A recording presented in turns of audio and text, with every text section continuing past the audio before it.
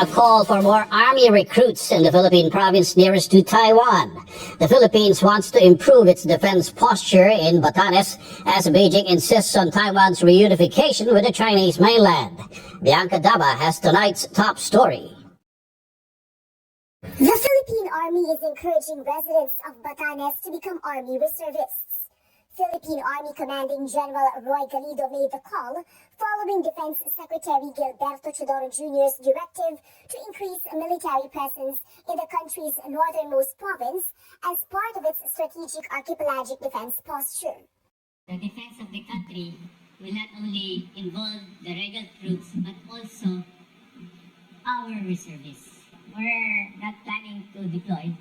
We're encouraging our fellow Filipinos to volunteer to be patriots and be reservists. Kasi we don't need to deploy them because they're already residents in the area.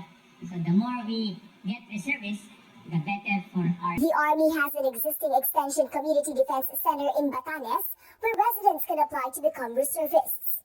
The question is, are communities in Batanes willing to volunteer to serve the country? Batanes is being eyed as one of the venues of this year's exercise Balikatan between Manila and Washington. Mavulis Island in Batanes is located just less than 150 kilometers from Taiwan's southern... May kanya-kanyang sector tayo ng major services. Especially doon sa areas that there are inter-island movements. We use forces na meron inter-island capabilities just like the Marines. Kaya nakita sa Mavulis, there are marine contingent there because they have the platform to go to islands. But more importantly, we have Army reservists in that area, contributing to the defense.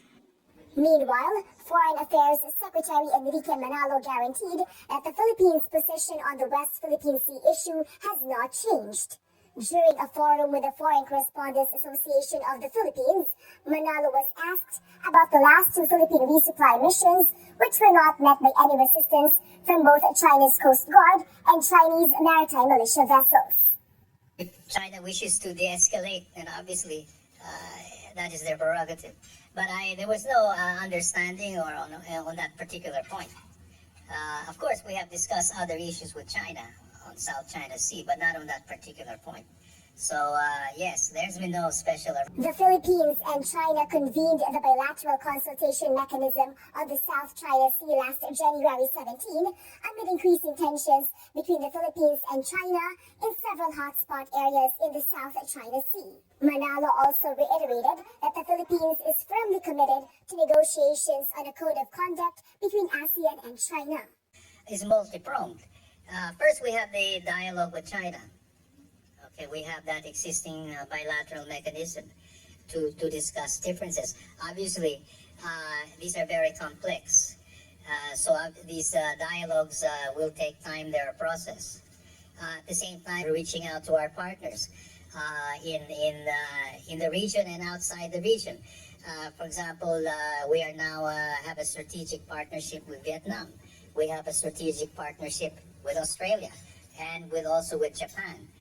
Manalo added that President Ferdinand Marcos Jr. will be visiting Australia, Germany, and the Czech Republic this month and in March to boost Philippine relations with these countries. Whether the talks will include expanded maritime and defense security cooperation remains to be seen. Bianca Dava,